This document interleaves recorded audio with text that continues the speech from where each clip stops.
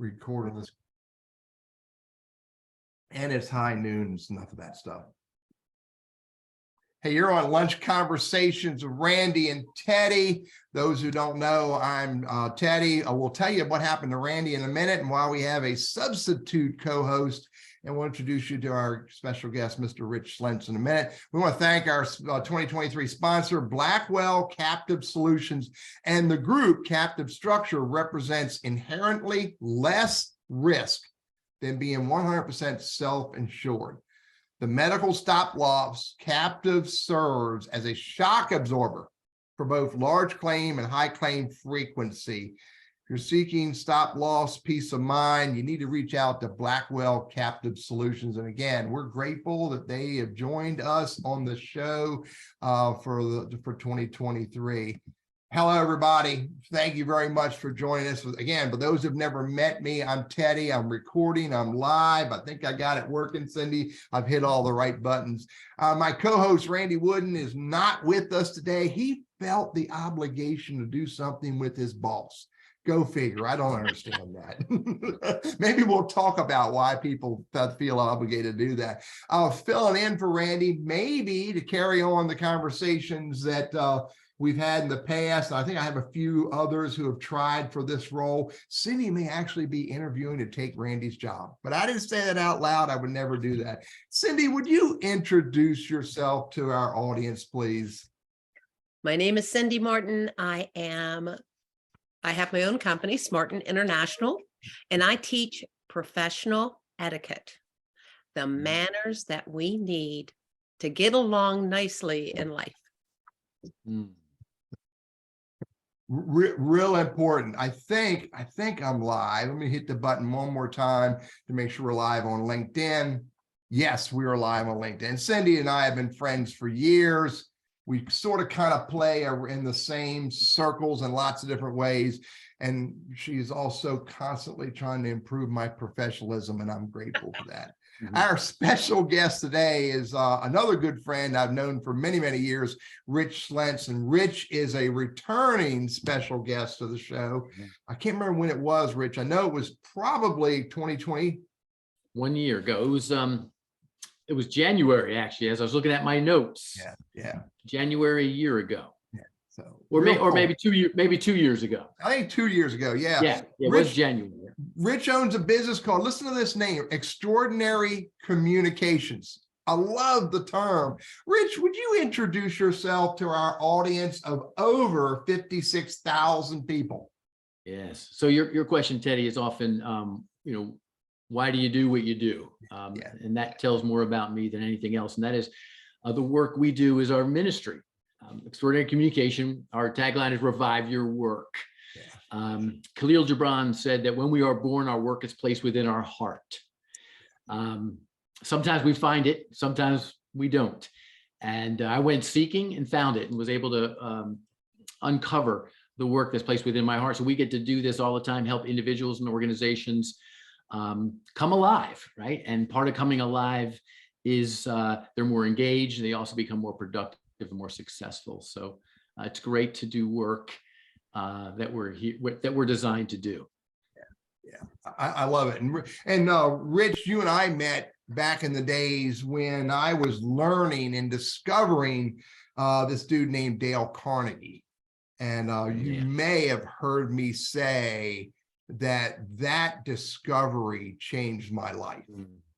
And in lots of different ways. And so thanks again, buddy, for showing up and sharing with us today. And the conversation today is, it's not about the work.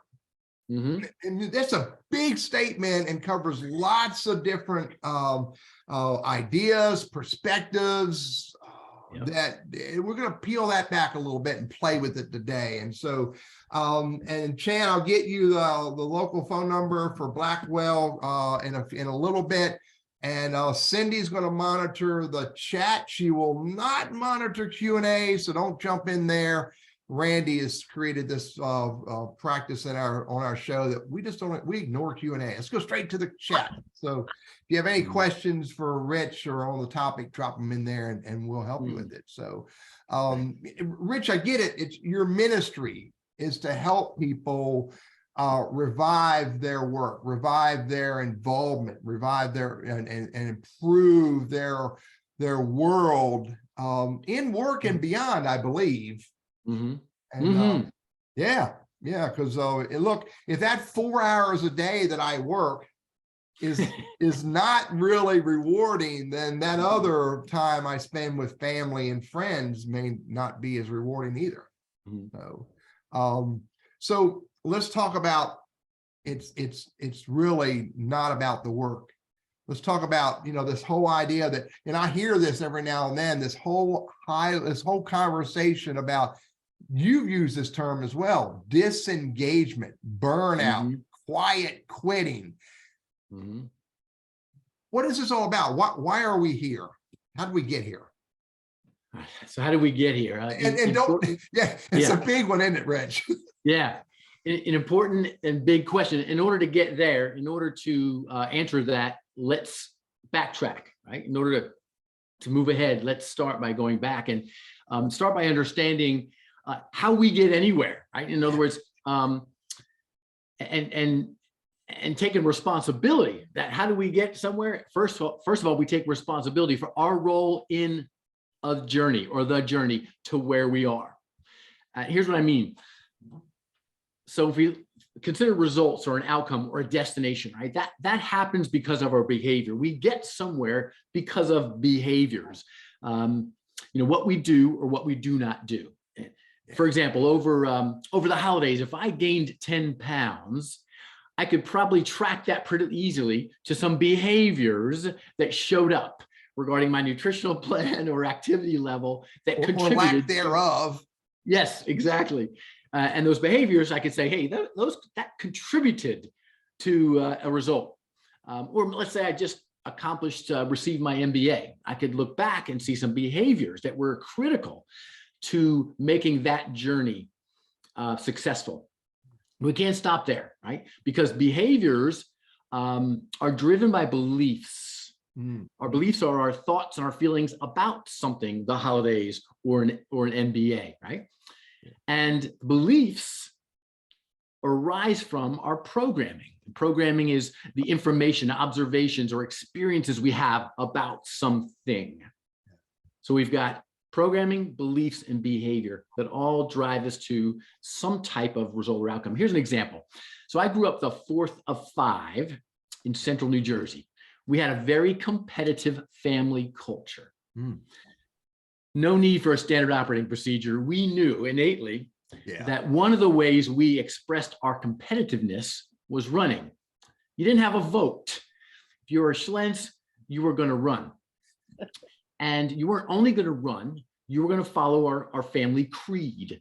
And that was run faster and run farther. And over time, that programming solidified as my belief. So I had my belief about running is you run for 2 reasons only. You run faster and you run farther. And for a season, that worked really well. A season in my life where competitiveness was important or peak physical condition was important, that served me well. And by the way, if you didn't run faster or run farther, that was considered weak or failure, right? One thing I never wanted to be considered was weak or a failure. So again, I embraced that programming and that belief system. As time went on in my life, I started considering, could running be something more than just faster or farther? And I started to notice, receive some programming, some new programming that let me know that, man, my runs really are also times for emotional well-being. Like I was a better father after a run. I was a better husband after a run. I was more stress relieved and more relaxed, right? Intellectually, I had good ideas show up during a run. Spiritually, I could pray during a run. So over time, this programming and my beliefs were at conflict. And then one day in the 90s, not the decade, the degrees, I was out for a run and I felt miserable, horrible, in pain. And a voice, right? The programming voice chimed in. And this programming voice is harsh, angry, and loud. It said, run faster, Rich, run farther, Rich. It was fighting for its life, right? And then I noticed another voice, and it was kinder, gentler, and quieter. And it was the other voice that I started paying attention to, and it said, Rich, you don't have to run. You're not a failure. And so in this moment, I've got a conflict, right, between programming and beliefs, and I got to decide which one am I going to carry forward. And it was at that moment that I made the decision to back off, slow down, and walk. And what I learned is that second voice was right. I was not a failure. I also wasn't the same person. Yeah. I was different than I was before. And so I still run, but I run differently now, and I get different results and benefits from it now. And here's the point. Here's the key takeaway. We don't behave ourselves into change. We believe ourselves into change. That's because the behavior, right, drives, or behavior follows belief, and belief is fueled by programming. So let's talk about work now. How does this connect to work? You talked about some of the results at the beginning. We know that for decades, we've had 70% of employees around the globe moderately to fully disengaged. And that number has not been tracking anywhere down. It's tracking this flat or more negative. We have the data about burnout at work, right? HR professionals are telling us how it's impacting the workplace culture and results. We've got this quiet quitting. So we got the results. So we've got something that's telling us, or could raise our attention to what's going on here, right? How did we get here? And so collectively and culturally, how did we get here? We've been programmed to believe and behave like work is the most important part of work, right? We've been programmed, and now we believe and behave as if work is the most important part of work. And that's like believing and behaving like chores are the most important part of a family. Now, there's a difference between being an important part and the most important part. Now, I'm not saying that the work is not important. The opportunity for us is to consider, is it the most important thing? And so in order to do that, we got to check in on ourselves, on our own behavior, beliefs, and programming to see, is there another way? And the cool thing is, when we get this right, when we turn this thing on the right side, right? We don't need to turn this upside down. It's already upside down. What we need to do is turn it right side up. When we do that, work will benefit, and so will we. I get it. By the way, I get you referred to as the programming voice of how you've been programmed over years. And then you said this other voice. Yeah. Have you named that other voice yet? Well, that other voice, well, I'd say the first was ego. Okay. Yeah. Which is a problem, which is, it's not bad or good, just recognize what it is. I'd say the second voice was divine voice. It was, it was a voice that was giving me a higher opportunity. It was a God voice, and telling me a truth that I needed to hear. So again, the decision was, I had, as we all do, we have the blessing curse of free will. Ooh, that's the blessing curse of free will. I have free will. And that moment, I could have made any decision I wanted to. So fortunately, the moment I made a decision to accept a new and better voice, which gave me a new and better belief, which gave me different behaviors. So now, if you see me around town, I might be walking or jogging or running. But I'm better as part of that. So I get it. So that's powerful, and you really got me thinking. But I don't want to get too trapped in my own little weeds in my head. Because I mean, there's a lot that we need to unpack about this whole thing, that it's not necessarily all about the work.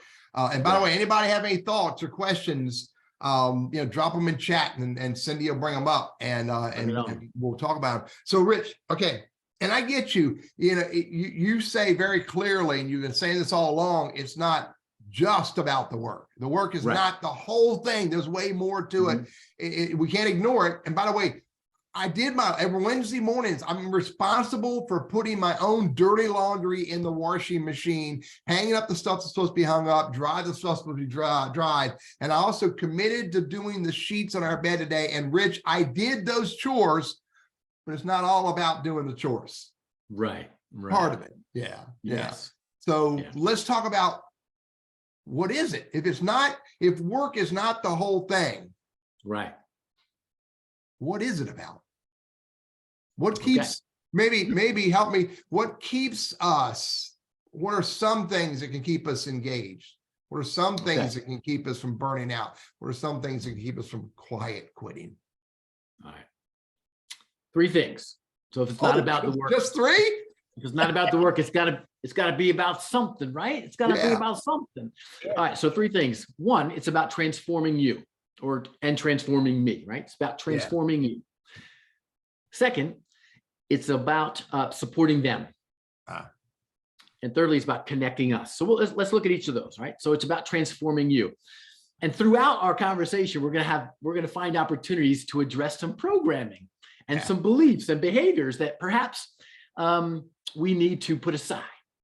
So here's an example. If I was in front of a client and I asked a client, hey, who's the most important person in your work? 99.99% of the responses would be our clients, our customer, our resident, our patient, right? Depending on the industry they're in, they're going to name that end user, which is a great answer because that's important, right? Without that person, we don't have a role, we don't have a job, we don't have a paycheck. Yet. Well, actually, Paul, and then we asked, well, where did that answer come from? That answer came from programming. We were told somewhere along our journey, somebody told us, a leader, an executive, a person of influence, stood up and said, by the way, in case you have any questions, the most important person in our job is the customer. We were like, oh, yes, sir. So I wrote that down, right? So that's the programming. That's somebody telling me an idea that I agree with. When I agree with it, now I have a belief that that is so, and now I'll behave from that belief system. So let's give ourselves permission to poke at that just for a moment. And we'll use an example or an analogy, and the analogy is flying, right? So recently we've been able to fly again. We've taken to the skies. And so before we take off, we're familiar with the flight safety announcement. We don't pay attention, but just work with me here. There's a part of it that's fascinating. It's when the flight attendant says, in the unlikely event that we lose cabin pressure, an oxygen mask will descend from the overhead compartment. Grab that oxygen mask and put it immediately on the person next to you. Oh, so now we're going to have conflict? Now you guys want to disagree with me? Yeah. You weren't listening, Rich. What did they say, Teddy? What do they say? They said, put it on me first so that I can then help others. Oh, now you added the second part. They didn't, they said, put it on yourself. Now you, Teddy, being the wise sage that you are, you made the connection.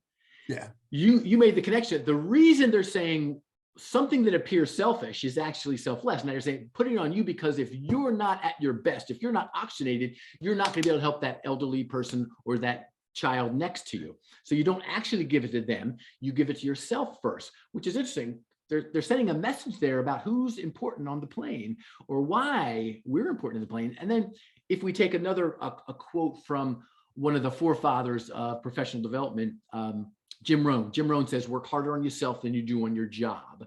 Yeah. Work harder on yourself than you do on your job, which sounds kind of anti-establishment for a moment until we recognize it's the same thing we're told at 30,000 feet. Basically, if you're at your best, guess what? You are then providing the most value for everyone you come in contact with, even that customer. Mm-hmm. So if we take that new program and those new ideas and we overlay them on the idea that the most important person in our company is the customer, we can see conflict. That's not the case. The most important person in our work is us, and it always has been us. And this isn't about devaluing. So anyone, there's a moment, there's someone, that guy just said customers aren't important. No, he didn't. No, that guy did not say that. This is not about devaluing the customer, the client, the resident, the patient. It's about elevating your value, recognizing that you at your best is the best. They're the beneficiary, right? That customer that you care about, that client, that coworker, that direct report, that friend, that person, it's in their best interest for you and I to be at our best. So this idea is that at work, if I need to be on a transformative journey, I need to be on a journey. Transformation means moving one direction. That's improving. Change is short-lived. Change is a New Year's resolution.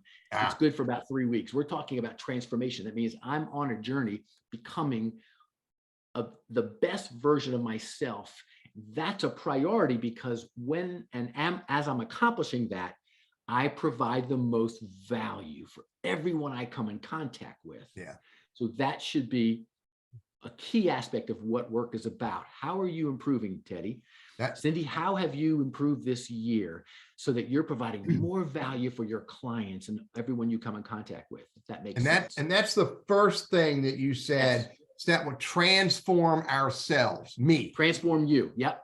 Me. If we're not in it, if we're not on a transformational journey, then we're stagnating, right? If we're not on a transformation, that blessing curse we talked about earlier, free will. See, unlike an acorn that has to come the oak tree, right? That's called transformation. The acorn goes to work, it breaks open, and over a long period of time, it becomes what it's designed to be. And it provides the most value for the world, being an oak tree more than it being an acorn. Yeah.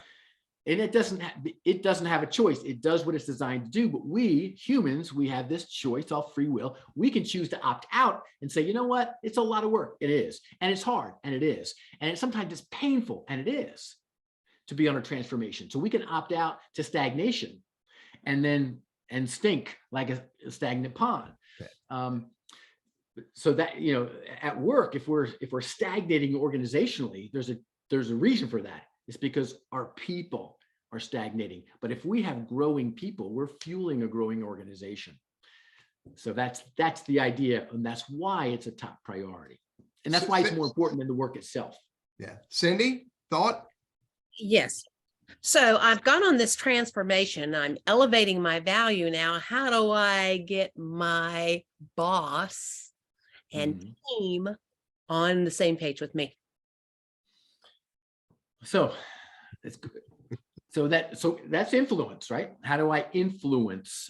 Influence doesn't necessarily need authority, right? That's the beauty of influence, is that it can be done without authority. It can't be done without responsibility, because part of this is taking responsibility. So one, the most powerful thing we do to influence people is modeling. We know that.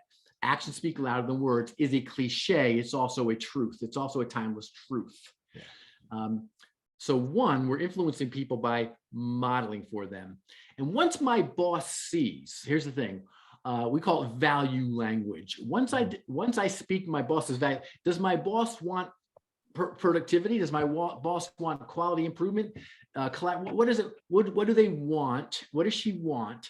And as I'm growing and delivering more of that, guess what? I have her attention. So colleagues, how do I impact my colleagues? Again, do they want to work in a place where they're growing, right? Also offering more value? Do they want to collaborate with someone who they see grow and develop? Most humans do. And if not, then that's going to be a cultural misfit. Yeah. And that's rare, but the cultural misfit needs to find a different organization. Yeah. Different place. People have, maybe they have been programmed, but they have a belief. Yes. Establishment doesn't care about them. Right. They check out. Yeah, and that again, and so what that belief does, how does that belief benefit them? Okay, so I have a belief that the establishment doesn't support me, care about me, and so I'm going to show the establishment my power and do no thing. And so now I've chosen. So my question is, how's that benefiting you? How is, now that you've made that decision to stick it to the man, how's that benefiting you? So over the next 2, 3, 4 years, however long you're gonna embrace this lifestyle, this belief, how's that going to benefit you? And so sometimes it takes some awareness that, oh wow, so actually I'm hurting the boss man at my own expense. Right. Yeah. So have that. What other options might you have if this is, one, is this belief true? Are you 100% that's true? If it's true, then what other options do you have besides choosing stagnation? Right. Now, one of the questions in the chat is, how about not transforming into a narcissist because you think you're so great? Yeah. So this is, again, this is the idea of saying I'm not better than you, right? It's not a comparative. So it's not comparing myself against others. It's comparing myself against myself. How am I improved? How have I grown? It's not, again, it's also not chasing perfection. It's chasing progress. Right? Yeah. So absolutely. Yeah. So it's not about, and what we're going to talk about next, well, supporting them. So Supporting them. Transforming me and then supporting them means I'm now connecting with other people, because to encourage them through relationship building to also be on their journey. And again, and realizing, Cindy, that their journey, everyone's journey is unique. It's not mine. And that's a challenge for leaders is to want to project upon people what success should look like. And we can't do that because each person has that very unique, even if we put oak trees next to each other, they're oak trees and they're different. Yeah. They're not exact replicates of themselves. They're unique expressions of that essence. So and we got to make sure that hey, you got to do it like me, or this is how you do it. Well, that's problematic. That shows us some opportunity to grow in humility, right? And compassion. So there's a lot to that second phase about supporting them. I mean, is that are you referring to the context of us supporting others, or others supporting us, or all of the above? Yes. So let's talk about that. So transforming me, number one, because that's who I'm responsible for. First and foremost, I'm responsible for me. Put the mask on Teddy. Yep. Second, now I look around. Now I look, who else needs oxygen? Who needs some help, right? And think about this. Long before the pandemic, when most people worked at the office, in other words, when virtual was very rare, long before the pandemic, there was an epidemic. The epidemic at the worst workplace is this: knowing about without knowing. In other words, yes, we worked in the same building, maybe even on the same floor, maybe one pod from each other, but at the pace of work, and when work was the most important thing at work, the task, the deliverables, the project, and I was head down nailing that, what happened is I worked next to a guy named Teddy. I knew about Teddy and I didn't know Teddy. And there's a difference between knowing about somebody, right? Surface level, factual, and knowing someone where I've developed rapport and understanding and a connection with people. And what we find is that when people know each other, when there is a bond or a connection between people, one, work becomes more fulfilling and enjoyable and meaningful, engagement, and the outcomes benefit: quality, productivity, profitability. And what this teaches us is that, matter of fact, we asked this question. We were the client one time, and we asked, hey, what does it mean to the difference between knowing and knowing about? And a manager stood up. Now, I didn't ask her to stand up, but she stood up and she said, I'll tell you what it looks like, Rich. It looks like when I go to my assistant and I hand him a project, a task, because I know he can do it and he can do it well. And I turn around and I recognize I don't know the names of his kids. Yeah. And she said this with real emotion and conviction. You could tell she was realizing, I know about and I don't know. And so what this reminds us is that our business, not our industry and not our products, but our business is relationships. We're really in the relationship business, and that is supporting them. Again, am I initiating conversation, getting to know people, getting to understand people, teammates, so that as we know and understand and connect and have commonalities and build rapport, again, our experience at work and the results at work all benefit. Got it. Good. Hang on, Rich. Got to do the ad break. And then we'll get back to this conversation. Hey, Lunch Conversations with Randy and Teddy is sponsored in part by Blackwell Captive Solutions. We're really excited about them being a part of the show and helping us out. They're good people. Randy and I both known them for years. The Blackwell Captive Solutions is a medical stop-loss captive that differentiates by delivering essential stability with desired flexibility. They're all about helping organizations who are self-funded to not have that cliff at the end.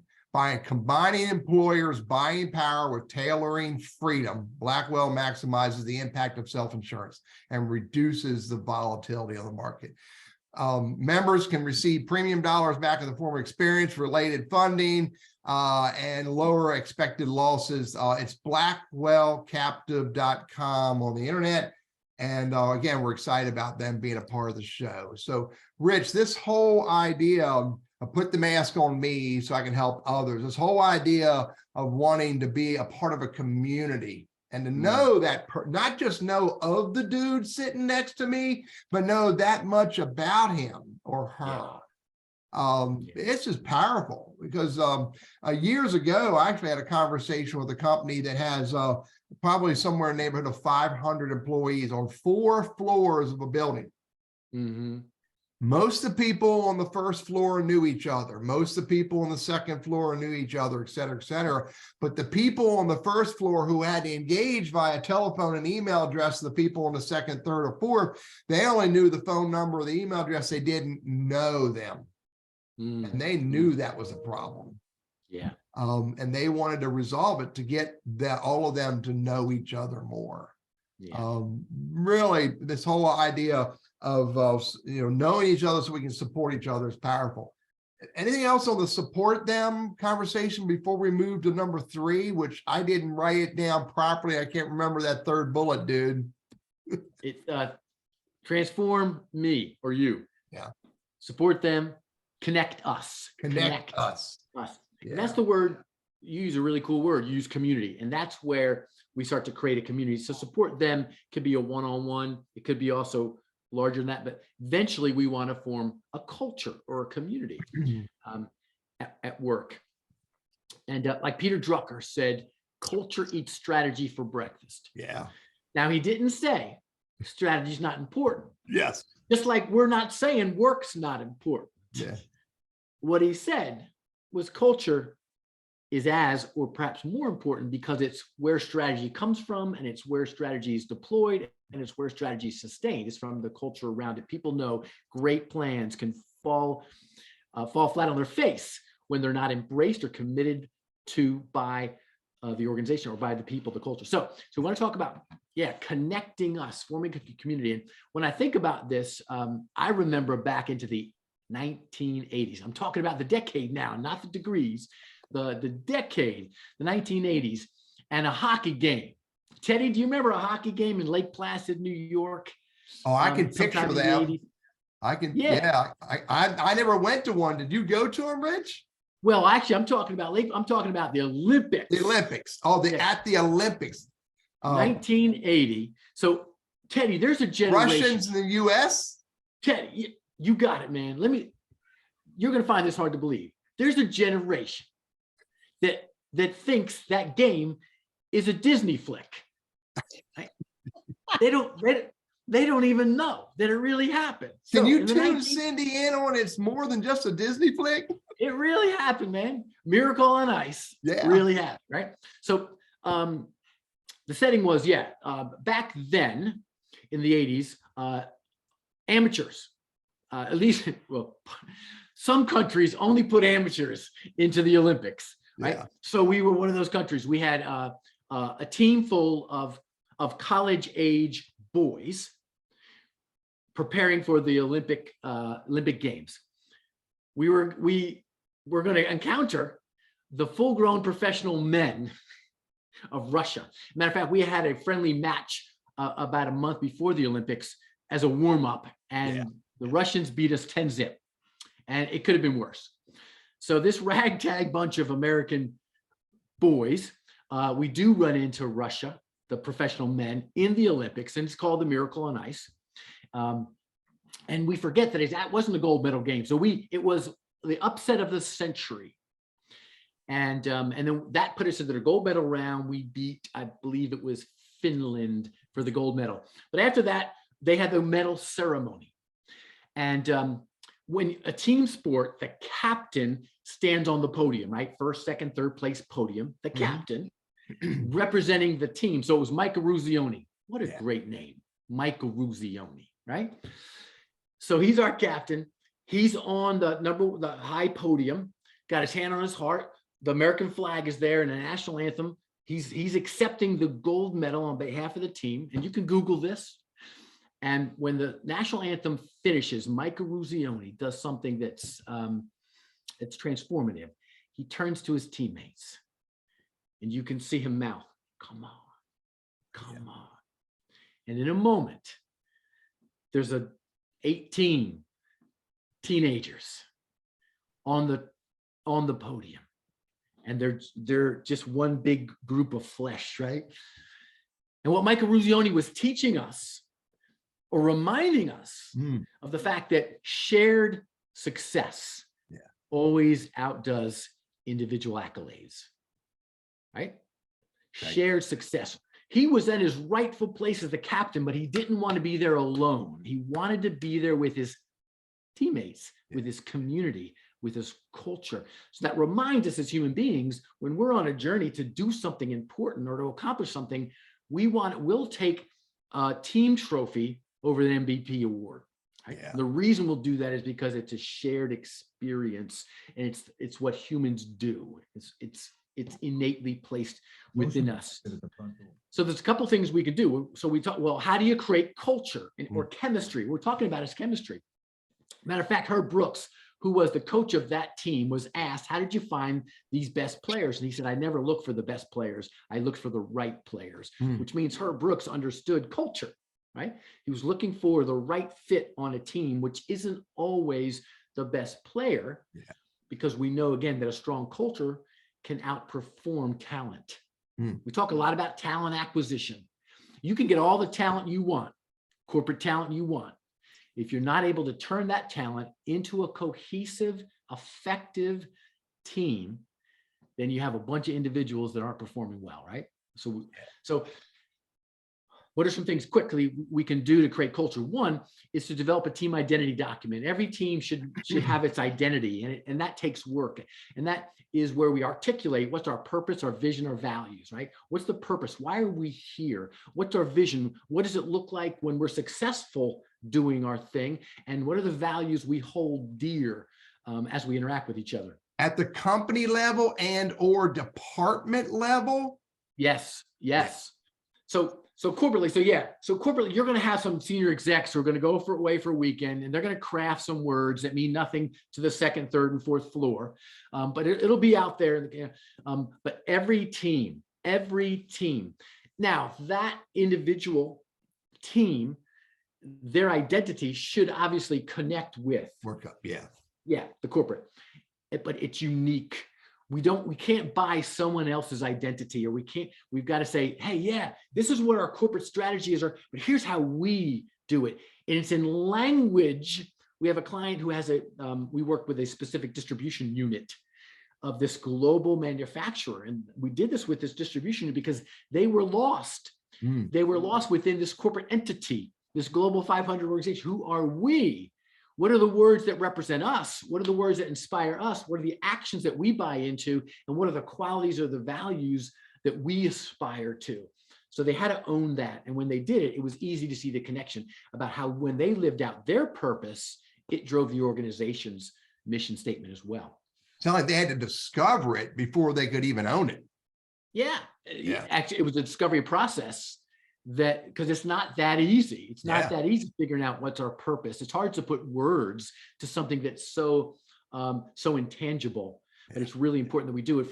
For us, it's 3 words: revive your work. Now, revive your work doesn't tell you what we do. It tells you why we do it. Yeah. We exist to breathe life into organizations who are dying, and teams who are dying because they need some oxygen. Yeah, much more meaningful than simply working to fulfill the roles listed in the job description and working to fulfill the mission statement of the company. Yeah. Yeah. The process itself can be transformative to the individuals.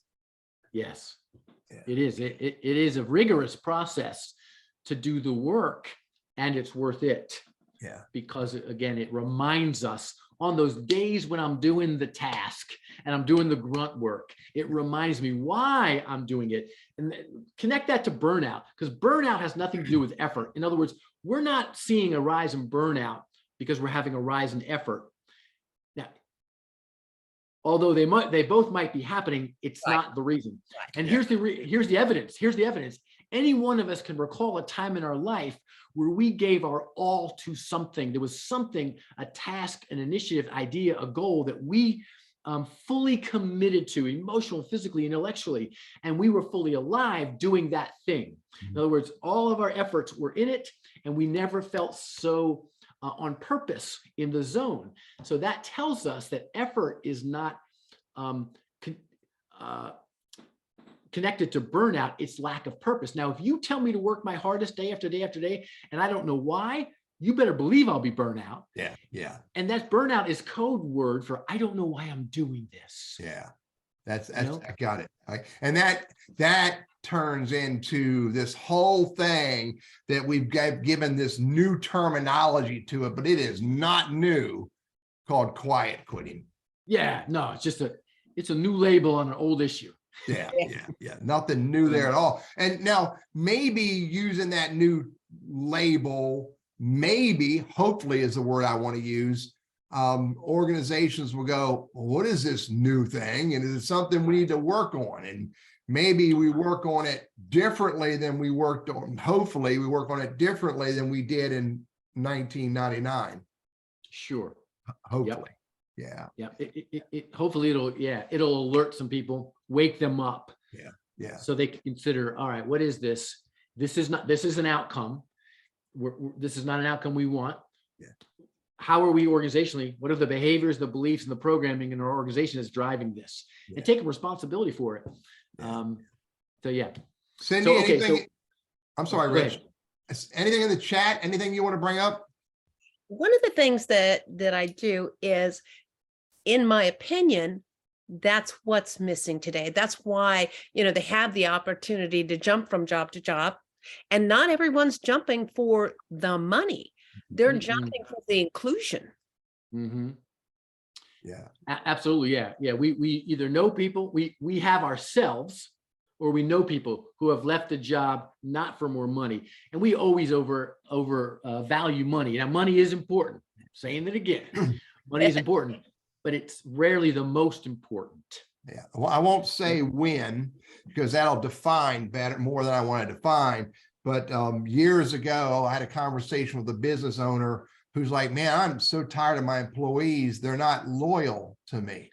And I'm an executive in the company. And I looked at him straight in the eye, Rich. I think this might have been after my Dale Carnegie discoveries. And I said, I'm not loyal to you either. What we as humans are loyal to is an environment that we come to that we enjoy, that we feel like we're contributors, where we get paid enough money to fulfill that need, but we know that when we show up, it is much richer, much more greater than just simply the dollar and I have a job to pay my bill.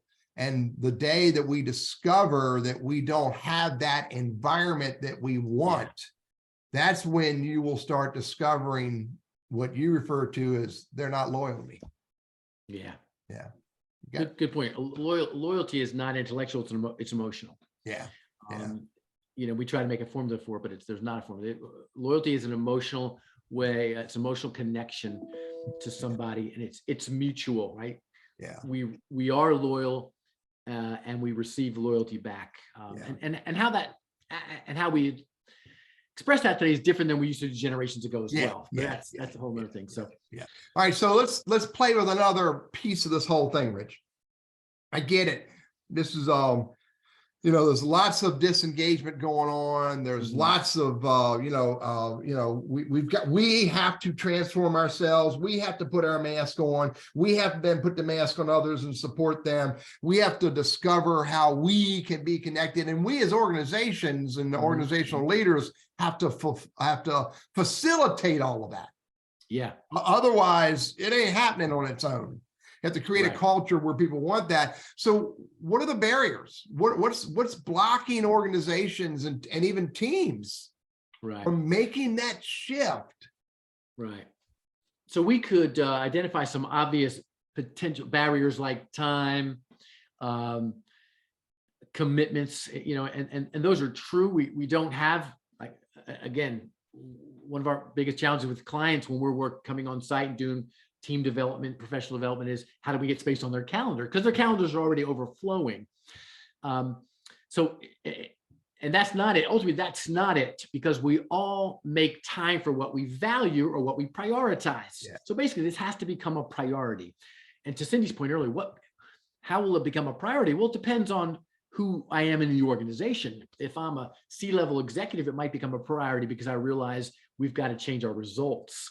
I got to realize that I need to take the long game here. I need to invest in long-term growth by creating a culture and creating people and creating connections that really drive our organization forward. So what blocks it? Blocking is it's not a priority. What blocks it? I don't see the value in it. Yeah. What blocks it is the old way does work sometimes. In other words, if I demand my team to put their head down and drive and work and turn out, products, turn out results, that can be effective for a while. At what cost? Exactly. That can be effective. And as long as I can keep putting people in, right? Because I'll be churning them out, I'll be chewing them up. As long as but eventually that's going to end. So the game plan I've been relying on is going to come to an end. It's short-sightedness. So what blocks it is, hey, it seems to be working for us. Good. Go ahead and try it. I remember my oldest daughter, who's on this call, was homeschooled for 6 years, which is another word for saying you got to go to counseling later. But well, who does? Yes, right. That's right. Oh. Yeah, that's good. I've been in counseling ever since. But we were at a homeschool conference one time, and I heard a speaker say this: rules without relationships equal rebellion. They were talking about parenting. So this speaker was talking about parenting. Rules without relationships equal rebellion, and that it's transferable to the workplace because people are there, right? Children are people, workplace. That this idea that if I'm just about grinding stuff out, and if I'm an oppressive leader, it can work for a while, but eventually it's going to lead to rebellion. And rebellion means, again, turnover, attrition, and attrition has a real cost. It doesn't show up on the bottom of the line. It doesn't have a spot on the P&L, but it has a huge impact on long-term success. So those are the barriers: is not seeing the value, not understanding, not being open, and making excuses. That's it. I like that. Rules about relationships. Yeah, thanks a lot, Rich. Thanks a lot for waiting 30 years to tell me about that after I've already done my best at raising 4 daughters. Something tells me, Teddy, you had the relationship thing going pretty well, buddy. I think eventually I figured that out in a reasonable amount of time. Yeah. So, all right. We got a few minutes left here, Rich. Cindy, anything in chat you want to bring up or not? Let's see here. There was a question earlier by Lisa. Carol referenced self-care and boundaries. That was That's true. But Lisa also said, what about management that ignores the problem and is focused on themselves, their own oxygen, and not the employees? The mindset that has become do it, and we are not providing you with more resources to do this. Okay. Short-lived. So, yeah, it sounds a little bit like there's a lot of dumb things we say at work, right? And and I'm not using that as a judgment. I'm saying we collectively. I've said them. We still say them. They're dumb. One of the dumb things, Cindy, I think you touched base in that reading that chat. This year, do more with less. That's right. What a stupid thing to say. Do more with less. Where else in life? And sometimes if we want to test something, take it out of the workplace and try. So let's say I've got I coach marathon runners. I'm like, hey, this year you're going to run farther with less water. Yeah. Why would we do that? Or I could say this year we're going to run farther, but to make sure that you're ready, we're going to up your hydration levels. In other words, we're going to give you what you need to achieve the expectations we have. It's called do more with more, or do less with less. You know, tell the organization, you know what, this year, we had to cut back on our resources. So we are appropriately going to cut back on your expectations. So okay, what do you do about management like that? You could try to influence them. You could try to influence and have conversations about, hey, in order to achieve our goals, because that's what they care about. In order to achieve our goals, we're going to need certain tools to accomplish that. Here's what they are. Here's what we need. Because what you're focusing on is accomplishing your goal. We need to accomplish the goal. We have certain resources we're going to need to accomplish that. Right? Again, if you're race cars, you need gas. So, and if they're simply, and here's the reality, a lot of managers are under pressure. Yeah. They're under pressure from their own cultural pressure. So we sometimes lack some compassion and forget that they are also feeling the weight of their own expectations. So one, a relationship, trying to talk about influence how we can get what we want with these certain tools. And eventually, if organizationally it's not happening, I'd consider where else could you flourish? Yeah. Right? Where else? Because there are good companies out there that are looking for really good people. Organizations that say we can't find good people, what they really mean is that we're not a good place to attract good people. So if there's another organization out there that's looking for someone who's thoughtful and more attractive, like you are. Yeah, exactly. For lots of reasons. Yeah. Do whatever you do, don't simply go stagnant. Yeah. Be offensive, right? Don't offend people, but be offensive and try to initiate change. And then if you're blocked on and on continually with that, then begin to explore. Yeah. I'm with you, Rich. This is as a career coach, I run into this a lot with people who go, the company sucks, the boss sucks, they don't care about me. And that might be the case. However, often we present our needs in more of a selfish way and not in I need this to be able to achieve the business goals. Right. Which is the right way. Yeah. Yeah. So you're thinking strategically, you're speaking in terms of their interests, Dale Carnegie. Yeah. You're thinking their value language. How can I help you achieve this thing that's so important? You're under pressure. I want to achieve this goal for you. Here's what we need to achieve that goal. Yeah. Can we align on that? What's, or can we at least move towards that? What's the negotiation we can do to achieve the goals collectively? Yeah. Yeah. Rich, we could go on forever, man. I love these conversations. I love the nuggets I get out of it. It's not about the work. What it's all about is our programming, our beliefs, and then our behaviors collectively. Yes. And the programming, when we get in that airplane, programming says, put that mask on yourself and care about yourself so that you can then go care about others and support others. Yeah. Hey, buddy, thanks a Yeah. lot. I really appreciate you and you spending time with us. My pleasure. My Do you pleasure. have Thank you. one, maybe I stole it. Do you have one solid takeaway that if they didn't hear anything else, they heard this? Well, I'd say be brave. Yeah. This is we're at a point in time where companies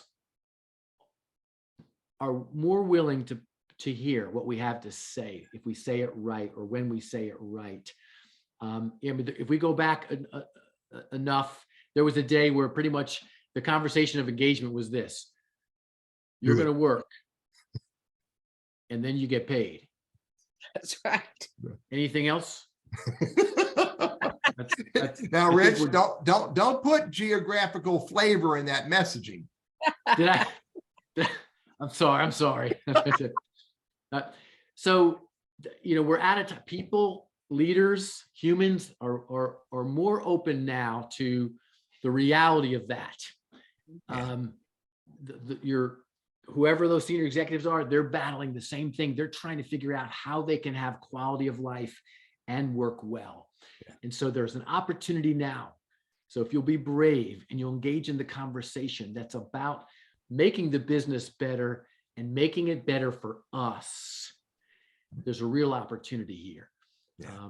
So be on that transformative journey along with us and see what we can create before we're done working, right? Yeah, I like to be brave.